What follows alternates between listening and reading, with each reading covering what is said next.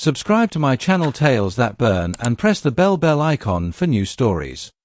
They laughed at tiny army until they realized it had human soldiers. The galaxy was a theater of endless wars.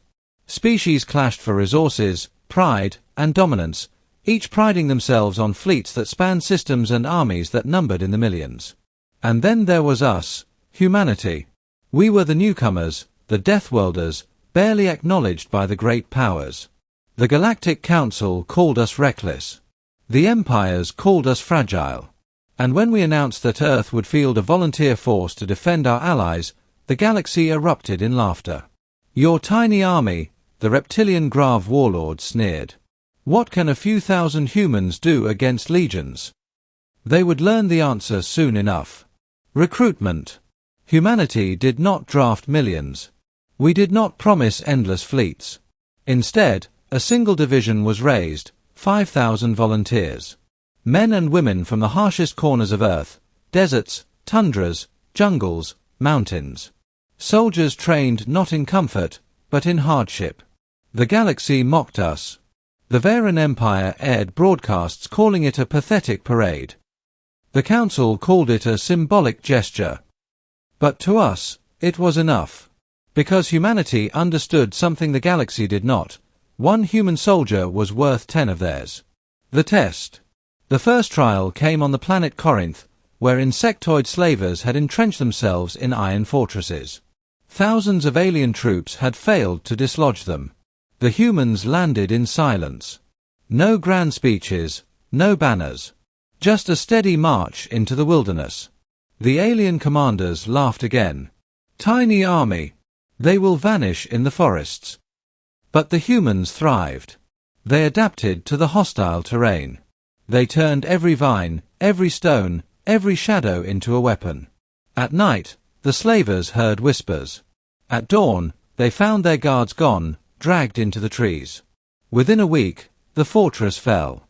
5,000 humans had shattered an army of 50,000. The galaxy stopped laughing. The weapon of fear.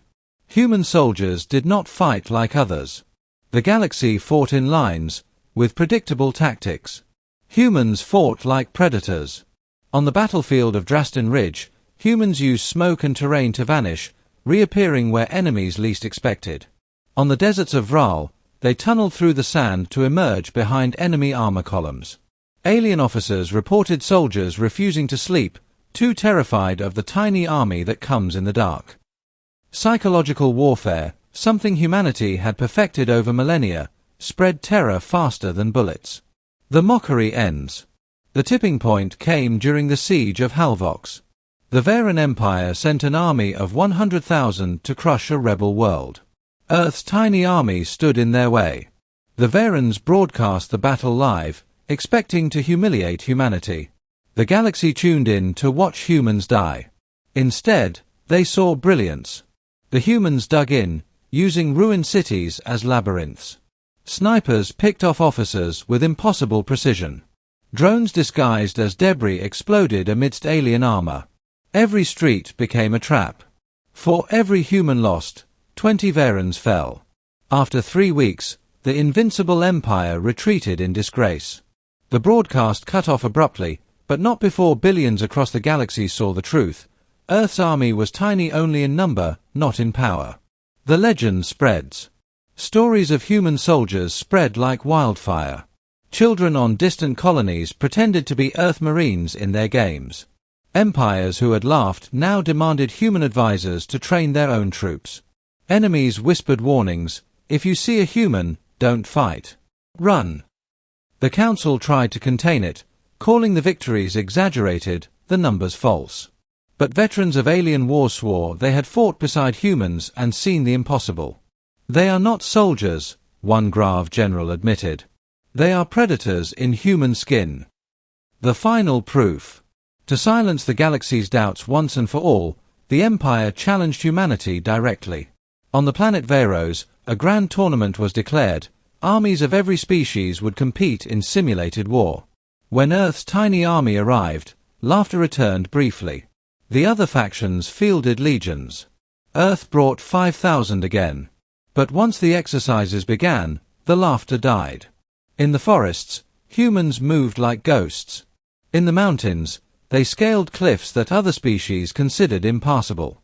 In close combat, they fought with ferocity that left even the reptilian Grav horrified. One by one, armies withdrew rather than face annihilation. At the end, only humans remained on the battlefield. The tiny army stood unbroken. The speech. Zara El Amin, Earth's representative, stepped before the council. Her voice carried not arrogance, but certainty. You called us fragile. You called us weak. You mocked our tiny army. But humanity is not measured in numbers.